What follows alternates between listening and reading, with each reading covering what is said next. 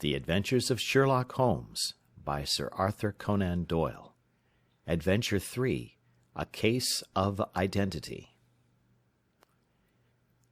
"My dear fellow," said Sherlock Holmes as we sat on either side of the fire in his lodgings at Baker Street, "life is infinitely stranger than anything which the mind of man could invent. We would not dare to conceive the things which are really mere commonplaces of existence. If we could fly out of that window hand in hand, hover over this great city, gently remove the roofs, and peep in at the queer things which are going on, the strange coincidences, the plannings, the cross-purposes, the wonderful chains of events, working through generations, and leading to the most outré results, it would make all fiction with its conventionalities and foreseen conclusions most stale and unprofitable."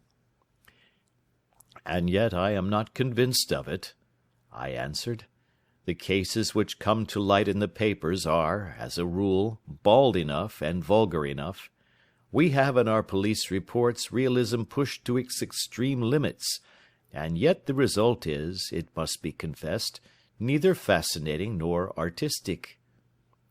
"A certain selection and discretion must be used in producing a realistic effect," remarked Holmes. "This is wanting in the police report, where more stress is laid, perhaps, upon the platitudes of the magistrate than upon the details, which to an observer contain the vital essence of the whole matter. Depend upon it, there is nothing so unnatural as the commonplace." I smiled and shook my head. "I can quite understand your thinking so," I said. "Of course, in your position of unofficial adviser and helper to everybody who is absolutely puzzled throughout 3 continents, you are brought in contact with all that is strange and bizarre. But here," I picked up the morning paper from the ground, "let us put it to a practical test. Here is the first heading upon which I come: A husband's cruelty to his wife. There is half a column of print, but I know without reading it that it is all perfectly familiar to me. There is, of course, the other woman, the drink, the push, the blow, the bruise, the sympathetic sister or landlady. The crudest of writers could invent nothing more crude." "Indeed, your example is an unfortunate one for your argument," said Holmes, taking the paper and glancing his eye down it. "This is the Dundas separation case, and, as it happens, I was engaged in clearing up some small points in connection with it. The husband was a teetotaler. There was no other woman, and the conduct complained of was that he had drifted into the habit of winding up every meal by taking out his false teeth and hurling them at his wife, which, you will allow, is not an action likely to occur to the imagination of the average story-teller. Take a pinch of snuff, doctor, and acknowledge that I have scored over you in your example." He held out his snuff-box of old gold, with a great amethyst in the centre of the lid. Its splendour was in such contrast to his homely ways and simple life that I could not help commenting upon it. "Ah," said he, "I forgot that I had not seen you for some weeks. It is a little souvenir from the King of Bohemia, in return for my assistance in the case of the Irene Adler papers." "And the ring?" I asked, glancing at a remarkable brilliant which sparkled upon his finger. "It was from the reigning family of Holland, though the matter in which I served them was of such delicacy that I cannot confide it even to you, who have been good enough to chronicle 1 or 2 of my little problems." "And have you any on hand just now?" I asked with interest. "Some 10 or 12, but none which present any feature of interest. They are important, you understand, without being interesting. Indeed, I have found that it is usually in unimportant matters that there is a field for the observation, and for the quick analysis of cause and effect which gives the charm to an investigation. The larger crimes are apt to be the simpler, for the bigger the crime, the more obvious, as a rule, is the motive. In these cases, save for one rather intricate matter which has been referred to me from Marseilles, there is nothing which presents any features of interest. It is possible, however, that I may have something better before very many minutes are over, for this is one of my clients, or I am much mistaken." He had risen from his chair and was standing between the parted blinds, gazing down into the dull, neutral-tinted London street. Looking over his shoulder, I saw that on the pavement opposite there stood a large woman with a heavy fur boa round her neck, and a large curling red feather in a broad-brimmed hat, which was tilted in a coquettish Duchess of Devonshire fashion over her ear. From under this great panoply she peeped up in a nervous, hesitating fashion at our windows, while her body oscillated backward and forward, and her fingers fidgeted with her glove buttons. Suddenly, with a plunge, as of the swimmer who leaves the bank, she hurried across the road, and we heard the sharp clang of the bell. "I have seen those symptoms before," said Holmes, throwing his cigarette into the fire. "Oscillation upon the pavement always means an affaire à coeur. She would like advice, but it is not sure that the matter is not too delicate for communication. And yet even here we may discriminate. When a woman has been seriously wronged by a man she no longer oscillates, and the usual symptom is a broken bell wire. Here we may take it that there is a love matter, but that the maiden is not so much angry as perplexed or grieved. But here she comes in person to resolve our doubts."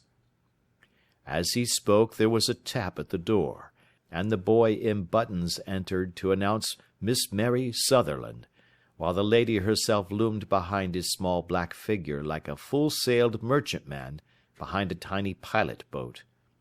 Sherlock Holmes welcomed her with the easy courtesy for which he was remarkable, and having closed the door and bowed her into an armchair, he looked her over in the minute yet abstracted fashion which was peculiar to him. "Do you not find," he said, "that with your short sight it is a little trying to do so much typewriting?" "I did at first," she answered, "but now I know where the letters are without looking." Then, suddenly realizing the full purport of his words, she gave a violent start and looked up, with fear and astonishment upon her broad, good-humoured face. "You've heard about me, Mr. Holmes," she cried. "Else how could you know all that?" "Ha! Never mind," said Holmes, laughing. "It is my business to know things. Perhaps I have trained myself to see what others overlook. If not, why should you come to consult me?" "I came to you, sir, because I heard of you from Mrs. Etheridge, whose husband you found so easy when the police and everyone had given him up for dead. Oh, Mr. Holmes, I wish you would do as much for me. I'm not rich, but still I have 100 a year in my own right, besides the little that I make by the machine, and I would give it all to know what has become of Mr. Hosmer Angel." "Why did you come away to consult me in such a hurry?" asked Sherlock Holmes, with his finger-tips together and his eyes to the ceiling. Again a startled look came over the somewhat vacuous face of Miss Mary Sutherland. "Yes, I did bang out of the house," she said, "for it made me angry to see the easy way in which Mr. Winbank, that is, my father, took it all. He would not go to the police, and he would not go to you, and so at last, as he would do nothing, and kept on saying that there was no harm done, it made me mad, and I just on with my things and came right away to you." "Your father?" said Holmes. "Your stepfather, surely, since the name is different." "Yes, my stepfather. I call him father, though it sounds funny, too, for he is only 5 years and 2 months older than myself." "And your mother is alive?" "Oh, yes, mother is alive and well. I wasn't best pleased, Mr. Holmes, when she married again so soon after father's death, and a man who was nearly 15 years younger than herself. Father was a plumber in the Tottenham Court Road, and he left a tidy business behind him, which mother carried on with Mr. Hardy, the foreman. But when Mr. Windibank came, he made her sell the business, for he was very superior, being a traveller in wines. They got £4,700 for the goodwill and interest, which wasn't near as much as father could have got if he had been alive. I had expected to see Sherlock Holmes impatient under this rambling and inconsequential narrative, but, on the contrary, he had listened with the greatest concentration of attention. "Your own little income," he asked, "does it come out of the business?" "Oh, no, sir. It is quite separate, and was left me by my Uncle Ned in Auckland. It is in New Zealand stock, paying 4.5%. £2,500 was the amount, but I can only touch the interest." "You interest me extremely," said Holmes, "and since you draw so large a sum as 100 a year, with what you earn into the bargain, you no doubt travel a little and indulge yourself in every way. I believe that a single lady can get on very nicely upon an income of about £60. "I could do with much less than that, Mr. Holmes, but you understand that as long as I live at home I don't wish to be a burden to them, and so they have the use of the money just while I am staying with them. Of course, that is only just for the time. Mr. Windibank draws my interest every quarter and pays it over to mother, and I find that I can do pretty well with what I earn at typewriting. It brings me twopence a sheet, and I can often do from 15 to 20 sheets in a day." "You have made your position very clear to me," said Holmes. "This is my friend, Dr. Watson, before whom you can speak as freely as before myself. Kindly tell us now all about your connection with Mr. Hosmer Angel." A flush stole over Miss Sutherland's face, and she picked nervously at the fringe of her jacket. "I met him first at the gasfitters' ball," she said. "They used to send father tickets when he was alive, and then afterwards they remembered us, and sent them to mother. Mr. Windibank did not wish us to go. He never did wish us to go anywhere. He would get quite mad if I wanted so much as to join a Sunday school treat. But this time I was set on going, and I would go, for what right had he to prevent?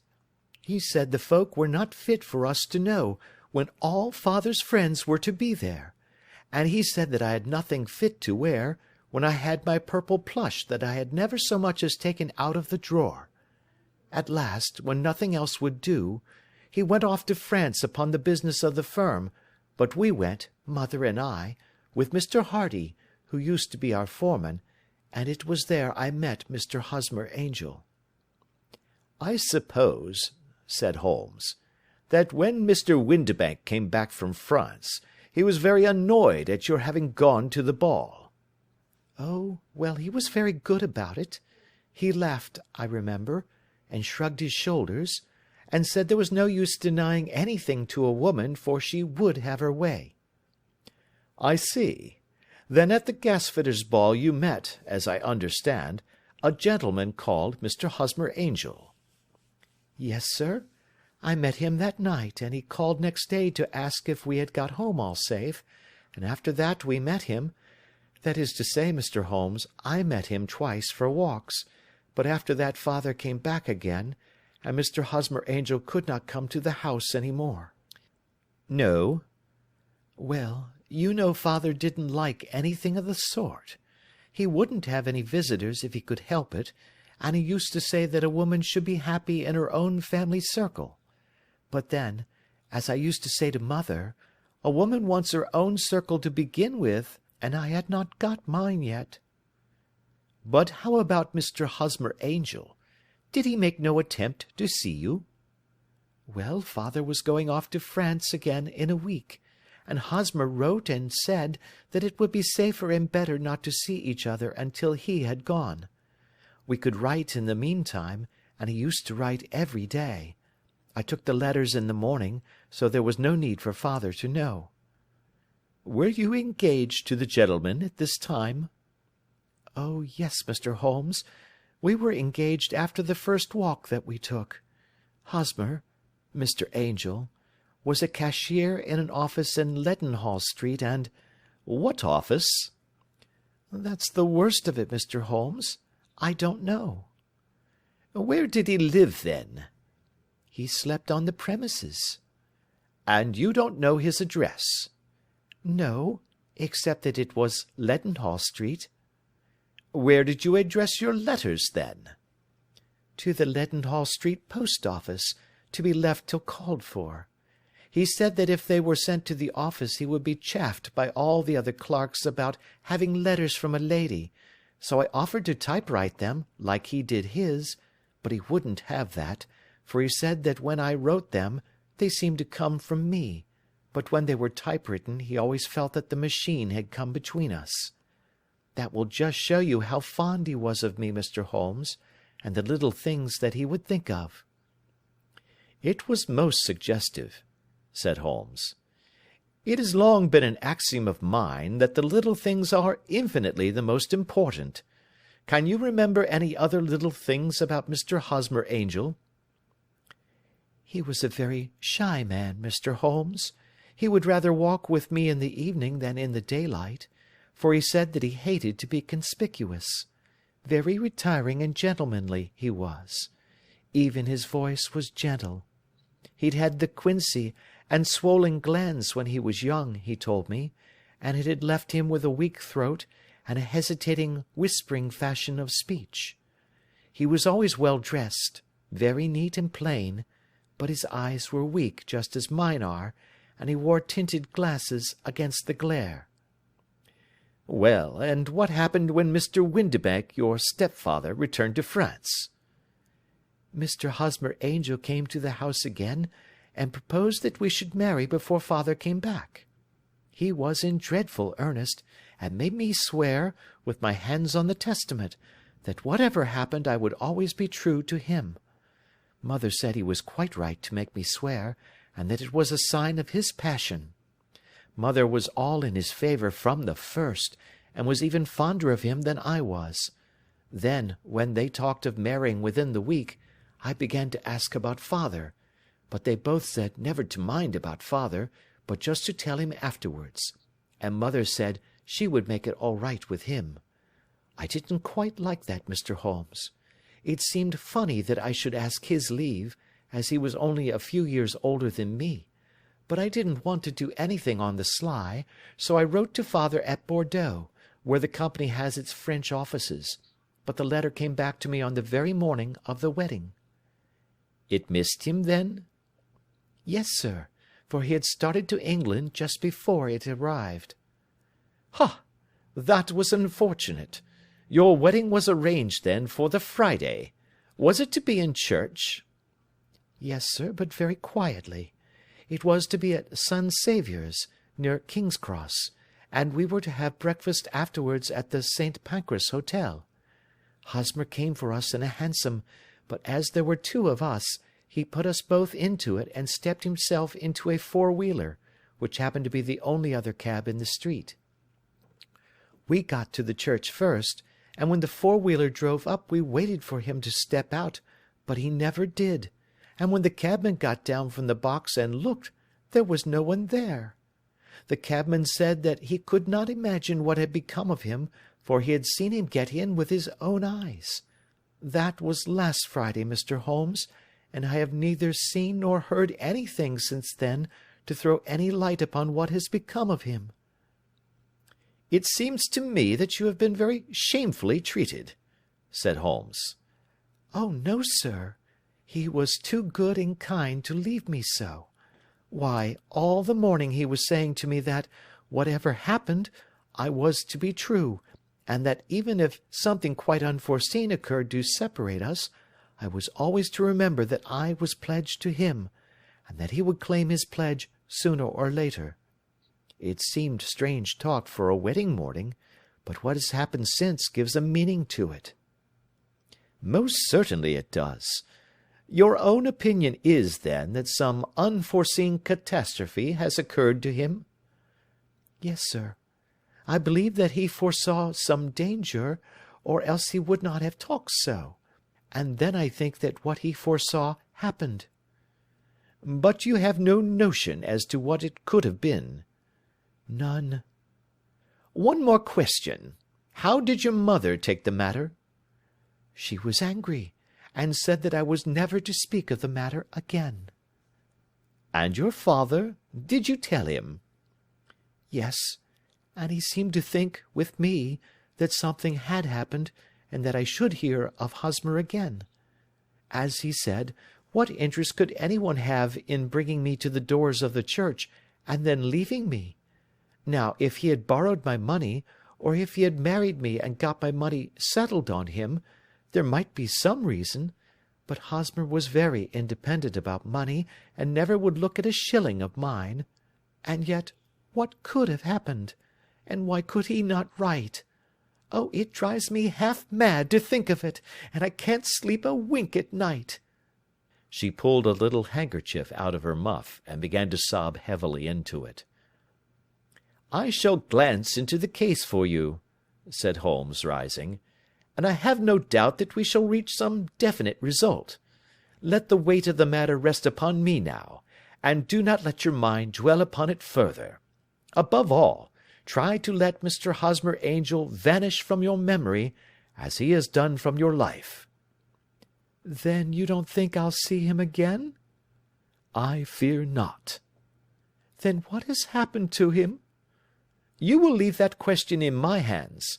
I should like an accurate description of him, and any letters of his which you can spare." "I advertised for him in last Saturday's Chronicle," said she.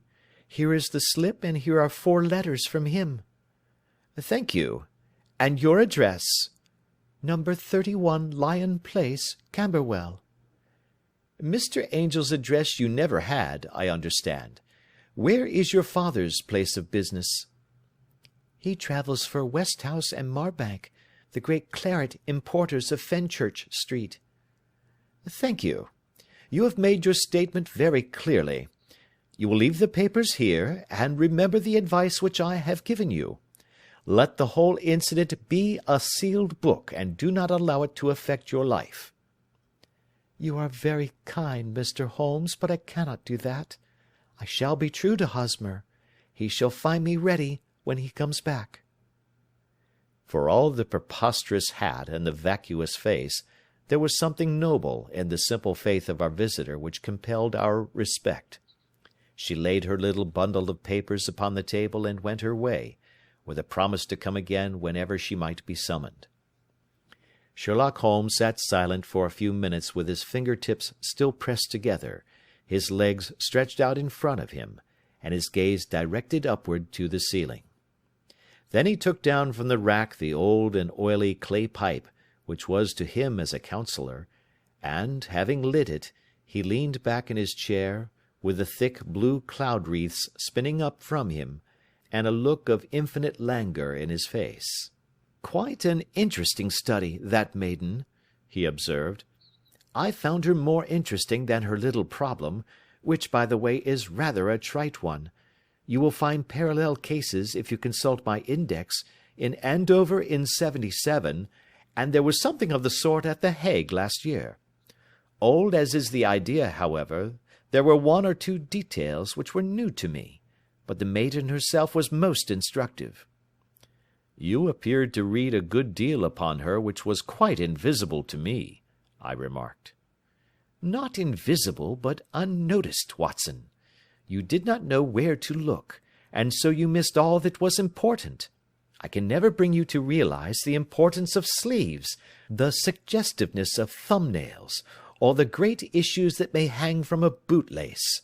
Now, what did you gather from that woman's appearance? Describe it." "Well, she had a slate-coloured, broad-brimmed straw hat, with a feather of a brickish red. Her jacket was black, with black beads sewn upon it, and a fringe of little black jet ornaments. Her dress was brown, rather darker than coffee colour, with a little purple plush at the neck and sleeves. Her gloves were greyish and were worn through at the right forefinger. Her boots I didn't observe. She had small, round, hanging gold earrings, and a general air of being fairly well-to-do in a vulgar, comfortable, easy-going way." Sherlock Holmes clapped his hands softly together and chuckled. "'Pon my word, Watson, you are coming along wonderfully. you have really done very well indeed. It is true that you have missed everything of importance, but you have hit upon the method, and you have a quick eye for colour. Never trust to general impressions, my boy, but concentrate yourself upon details. My first glance is always at a woman's sleeve. In a man it is perhaps better first to take the knee of the trouser. As you observe, this woman had plush upon her sleeves, which is a most useful material for showing traces. The double line a little above the wrist, where the typewriter presses against the table, was beautifully defined. The sewing machine, of the hand type, leaves a similar mark, but only on the left arm, and on the side of it farthest from the thumb, instead of being right across the broadest part, as this was. I then glanced at her face, and, observing the dint of a pince-nez at either side of her nose, I ventured to remark upon short sight in typewriting, which seemed to surprise her. It surprised me. But surely it was obvious. I was then much surprised and interested on glancing down to observe that, though the boots which she was wearing were not unlike each other, they were really odd ones, the one having a slightly decorated toe-cap, and the other a plain one. One was buttoned only in the 2 lower buttons out of 5, and the other at the 1st, 3rd, and 5th. Now, when you see that a young lady, otherwise neatly dressed, has come away from home with odd boots, half-buttoned, it is no great deduction to say that she came away in a hurry. And what else? I asked, keenly interested, as I always was, by my friend's incisive reasoning. I noted in passing that she had written a note before leaving home, but after being fully dressed. You observed that her right glove was torn at the forefinger, but you did not apparently see that both glove and finger were stained with violet ink. She had written in a hurry and dipped her pen too deep. It must have been this morning, or the mark would not remain clear upon the finger. All this is amusing, though rather elementary. But I must go back to business, Watson. Would you mind reading me the advertised description of Mr. Hosmer Angel? I held the little printed slip to the light. Missing, it said, on the morning of the 14th, a gentleman named Hosmer Angel, about 5 feet 7 inches in height, strongly built, sallow complexion, black hair, a little bald in the centre, bushy black side whiskers and moustache, tinted glasses, slight infirmity of speech, was dressed when last seen in black frock-coat faced with silk, black waistcoat, gold Albert chain, and grey Harris tweed trousers with brown gaiters over elastic-sided boots, known to have been employed in an office in Leadenhall Street. Anybody bringing— "That will do," said Holmes. "As to the letters," he continued, glancing over them, "they are very commonplace. Absolutely no clue in them to Mr. Angel, save that he quotes Balzac once. There is one remarkable point, however, which will no doubt strike you." "They are typewritten," I remarked. "Not only that, but the signature is typewritten. Look at the neat little Hosmer Angel at the bottom. There is a date, you see, but no superscription except Leadenhall Street, which is rather vague. The point about the signature is very suggestive. In fact, we may call it conclusive." "Of what?" "My dear fellow, is it possible you do not see how strongly it bears upon the case?" "I cannot say that I do, unless it were that he wished to be able to deny his signature if an action for breach of promise were instituted." "No, that was not the point. However, I shall write 2 letters, which should settle the matter. One is to a firm in the city, the other is to the young lady's stepfather, Mr. Windibank, asking him whether he could meet us here at 6 o'clock to-morrow evening. It is just as well that we should do business with the male relatives. And now, doctor, we can do nothing until the answers to those letters come, so we may put our little problem upon the shelf for the interim." I had had so many reasons to believe in my friend's subtle powers of reasoning and extraordinary energy in action, that I felt that he must have some solid grounds for the assured and easy demeanour with which he treated the singular mystery which he had been called upon to fathom. Once only had I known him to fail, in the case of the King of Bohemia and the Irene Adler photograph, but when I looked back to the weird business of the sign of 4, and the extraordinary circumstances connected with the study in scarlet, I felt that it would be a strange tangle indeed which he could not unravel. I left him then, still puffing at his black clay pipe, with the conviction that when I came again on the next evening, I would find that he held in his hands all the clues which would lead up to the identity of the disappearing bridegroom of Miss Mary Sutherland.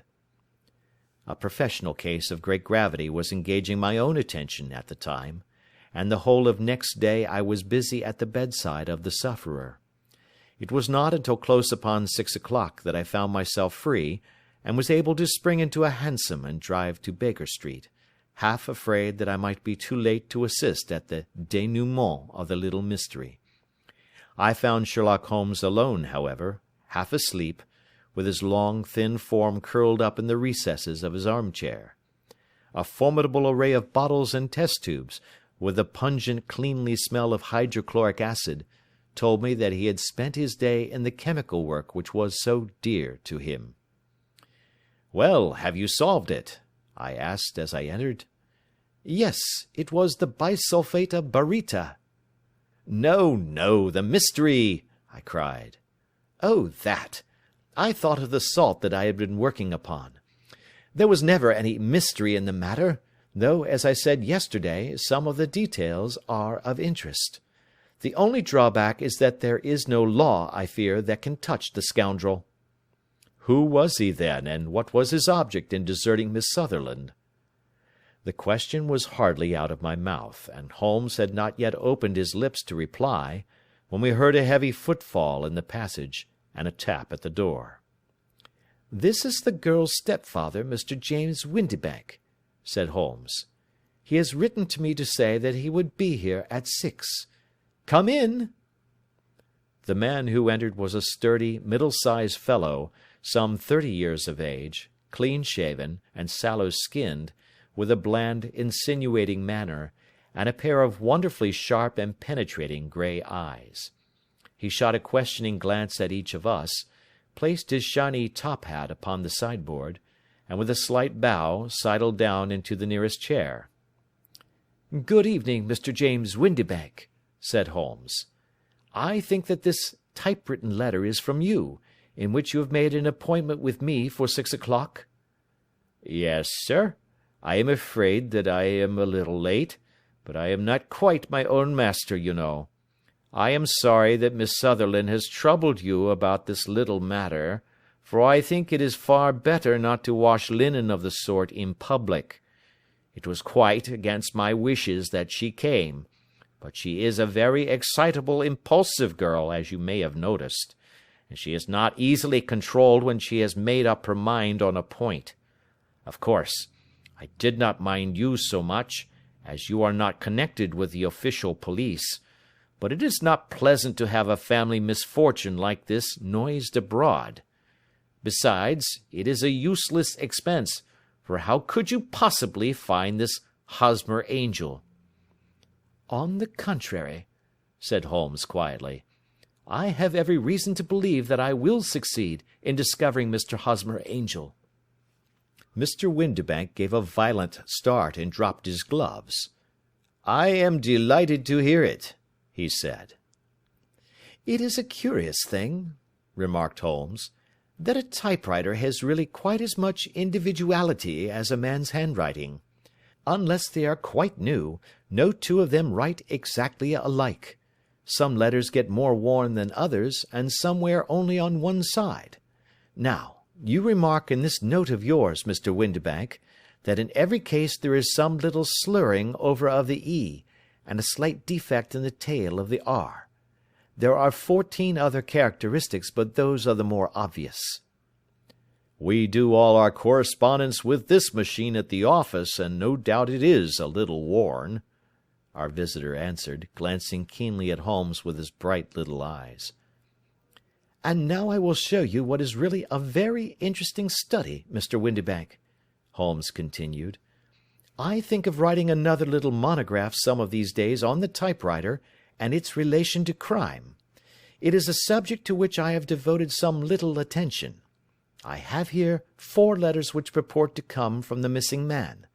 They are all typewritten. In each case, not only are the E's slurred and the R's tailless, but you will observe, if you care to use my magnifying lens, that the 14 other characteristics to which I have alluded are there as well." Mr. Windibank sprang out of his chair and picked up his hat. "I cannot waste time over this sort of fantastic talk, Mr. Holmes," he said. "If you can catch the man, catch him, and let me know when you have done it." "Certainly," said Holmes, stepping over and turning the key in the door. "I let you know then that I have caught him." "What? Where?" shouted Mr. Windibank, turning white to his lips and glancing about him like a rat in a trap. "Oh, it won't do. Really it won't," said Holmes suavely. "There is no possible getting out of it, Mr. Windibank. It is quite too transparent, and it was a very bad compliment when you said that it was impossible for me to solve so simple a question. That's right. Sit down and let us talk it over." Our visitor collapsed into a chair, with a ghastly face and a glitter of moisture on his brow. It's not actionable," he stammered. "I am very much afraid that it is not. But between ourselves, Windibank, it was as cruel and selfish and heartless a trick in a petty way as ever came before me. Now, let me just run over the course of events, and you will contradict me if I go wrong." The man sat huddled up in his chair, with his head sunk upon his breast, like one who is utterly crushed. Holmes stuck his feet up on the corner of the mantelpiece, and leaning back with his hands in his pockets, began talking, rather to himself, as it seemed, than to us. "The man married a woman very much older than himself for her money," said he, "and he enjoyed the use of the money of the daughter as long as she lived with them. It was a considerable sum, for people in their position, and the loss of it would have made a serious difference. It was worth an effort to preserve it. The daughter was of a good, amiable disposition, but affectionate and warm-hearted in her ways, so that it was evident that with her fair personal advantages, and her little income, she would not be allowed to remain single long. Now her marriage would mean, of course, the loss of 100 a year, so what does her stepfather do to prevent it? He takes the obvious course of keeping her at home, and forbidding her to seek the company of people of her own age. But soon he found that that would not answer for ever. She became restive, insisted upon her rights, and finally announced her positive intention of going to a certain ball. What does her clever stepfather do then? He conceives an idea more creditable to his head than to his heart. With the connivance and assistance of his wife, he disguised himself, covered those keen eyes with tinted glasses, masked the face with a moustache and a pair of bushy whiskers, sunk that clear voice into an insinuating whisper, and doubly secure on account of the girl's short sight, he appears as Mr. Hosmer Angel, and keeps off other lovers by making love himself." "It was only a joke at first," groaned our visitor. "We never thought that she would have been so carried away." "Very likely not. However that may be, the young lady was very decidedly carried away, and having quite made up her mind that her stepfather was in France, the suspicion of treachery never for an instant entered her mind. She was flattered by the gentleman's attentions, and the effect was increased by the loudly expressed admiration of her mother. Then Mr. Angel began to call, for it was obvious that the matter should be pushed as far as it would go if a real effect were to be produced. There were meetings, and an engagement, which would finally secure the girl's affections from turning towards any one else. But the deception could not be kept up for ever. These pretended journeys to France were rather cumbrous. The thing to do was clearly to bring the business to an end in such a dramatic manner that it would leave a permanent impression upon the young lady's mind, and prevent her from looking upon any other suitor for some time to come. Hence those vows of fidelity exacted upon a testament, and hence also the allusions to a possibility of something happening on the very morning of the wedding. James Windybank wished Miss Sutherland to be so bound to Hosmer Angel, and so uncertain as to his fate, that for 10 years to come, at any rate, she would not listen to another man. As far as the church door he brought her, and then, as he could go no farther, he conveniently vanished away by the old trick of stepping in at one door of a four-wheeler, and out at the other. I think that was the chain of events, Mr. Windybank." Our visitor had recovered something of his assurance while Holmes had been talking, and he rose from his chair now with a cold sneer upon his pale face. "It may be so, or it may not, Mr. Holmes," said he. "But if you are so very sharp, you ought to be sharp enough to know that it is you who are breaking the law now, and not me. I have done nothing actionable from the first, but as long as you keep that door locked, you lay yourself open to an action for assault and illegal constraint." "The law cannot, as you say, touch you," said Holmes, unlocking and throwing open the door. "Yet there never was a man who deserved punishment more. If the young lady has a brother or a friend, he ought to lay a whip across your shoulders. By Jove!" he continued, flushing up at the sight of the bitter sneer upon the man's face. "It is not part of my duties to my client, but here's a hunting crop handy, and I think I shall just treat myself to—" He took 2 swift steps to the whip, but before he could grasp it there was a wild clatter of steps upon the stairs, the heavy hall door banged, and from the window we could see Mr. James Windybank running at the top of his speed down the road. "There's a cold-blooded scoundrel," said Holmes, laughing, as he threw himself down into his chair once more. "That fellow will rise from crime to crime until he does something very bad and ends on a gallows. The case has, in some respects, been not entirely devoid of interest." "I cannot now entirely see all the steps of your reasoning," I remarked. "Well, of course it was obvious from the first that this Mr. Hosmer Angel must have some strong object for his curious conduct, and it was equally clear that the only man who really profited by the incident, as far as we could see, was the stepfather. Then the fact that the 2 men were never together, but that the one always appeared when the other was away, was suggestive. So were the tinted spectacles and the curious voice, which both hinted at a disguise, as did the bushy whiskers. My suspicions were all confirmed by his peculiar action in typewriting his signature, which, of course, inferred that his handwriting was so familiar to her that she would recognize even the smallest sample of it. You see, all these isolated facts, together with many minor ones, all pointed in the same direction." "And how did you verify them?" "Having once spotted my man, it was easy to get corroboration. I knew the firm for which this man worked. Having taken the printed description, I eliminated everything from it which could be the result of a disguise, the whiskers, the glasses, the voice, and I sent it to the firm, with a request that they would inform me whether it answered to the description of any of their travellers. I had already noticed the peculiarities of the typewriter, and I wrote to the man himself at his business address, asking him if he would come here. As I expected, his reply was typewritten, and revealed the same trivial but characteristic defects. The same post brought me a letter from Westhouse and Marbank, of Fenchurch Street, to say that the description tallied in every respect with that of their employee, James Windybank. Voilà tout." "And Miss Sutherland?" "If I tell her, she will not believe me. You may remember the old Persian saying, 'There is danger for him who taketh the tiger cub, and danger also for whoso snatches a delusion from a woman.' There is as much sense in Hafiz as in Horace, and as much knowledge of the world." End of Adventure 3.